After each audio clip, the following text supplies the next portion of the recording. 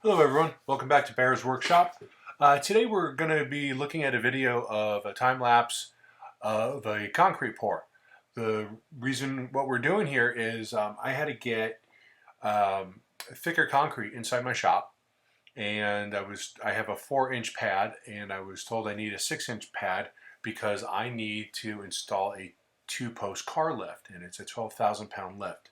I originally was going to get a 10,000 pound that required 4 inches of concrete, but was told when I went to pick up the unit that it wasn't going to be big enough for the trucks I have. This was from Greg Smith Equipment.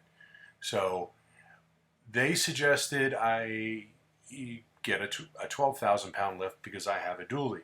Problem is that I needed the 6-inch concrete, so which created a dilemma.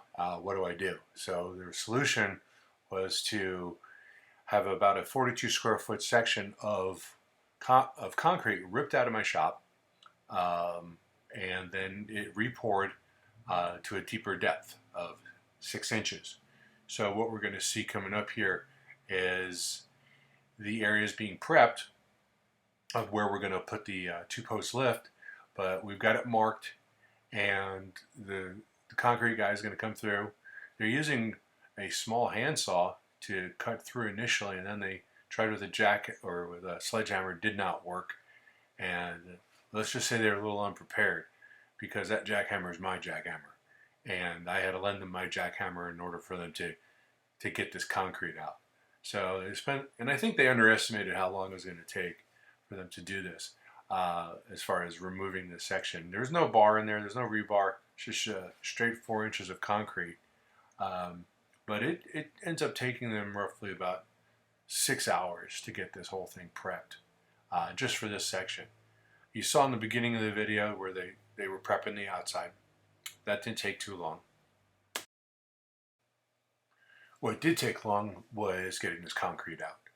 So, for the price I paid, which originally it was going to be $800 for this small section. It's 42 square foot, and I was told that there is a short load charge, and what that means is if you don't have a certain amount of concrete in your delivery, they're going to charge you extra, basically a delivery charge. Once you get to a certain point, there's no delivery charge. So the short load charge was $200. So I asked about, well, since you're here, how much more would it be to get this done and get this done? And it made it more economical, because I was never even planning on doing this in the first place. I had just spent $2,700 on a car lift, and now I found out I needed to get concrete. So I spent the extra money. We had the driveway done in front of the shop. That comes out about 20 feet. Then we had a small section on the side, also done, and that was about 12 feet deep, and that was the rest of the width of the shop. The shop's 30 feet wide. We're probably off on one side, probably about 2 or 3 feet. So 28 feet by 12 feet, and then another section that's about 8 feet by another 14 feet wide. So pretty decent size. I don't know the square footage off the top of my head, but overall we paid $1,750, 3,500 psi concrete with fiber in it. We went a little bit higher on the psi just for drying time. We just wanted it to cure a little bit quicker. Originally I was told I needed to wait 28 days before I put in this 2-post car lift, and it, really annoying because I was all set to go. I was ready to purchase it and put it in right away. Now I'm finding out that I had to wait. Greg Smith Equipment says if you go with a higher PSI, you can cut down your drying time. They said if you went with 4,000, you could probably cut it in half. I went with 3,500 just because of cost. Guy said probably go about 19 days before it's going to be cured enough for that. So I'll probably go 20 days. I'm not gonna push it. I'd like to, but maybe I already am. I don't know. So that's what's going on in the video right now. You see these guys are still trying to get this concrete out. Like I said, they spent all day getting this small section out. I remember they were going to charge $800 for that. I don't know what the concrete would have cost for the short load, but it just seems like a lot of work.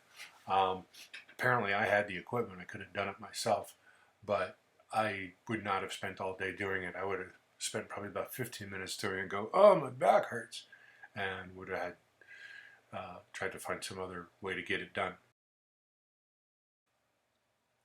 In case you're wondering why I didn't try to get a lower price because I let them use my jackhammer, it's just because they were going to leave and they were going to get their own jackhammer. I just felt like the job may not have gotten completed. They may never have come back because they may have realized they were in over their head. Not in over their head, but just too much work for the amount of for what they charged me.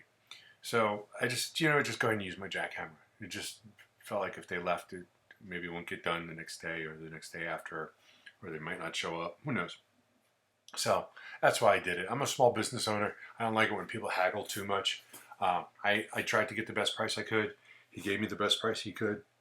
And I had a guy quote me just for that one section where we're looking at this guy jackhammering, just for that, $2,500.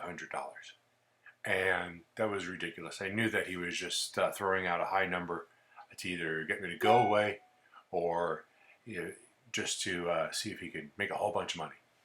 So in any case, I let them use my jackhammer.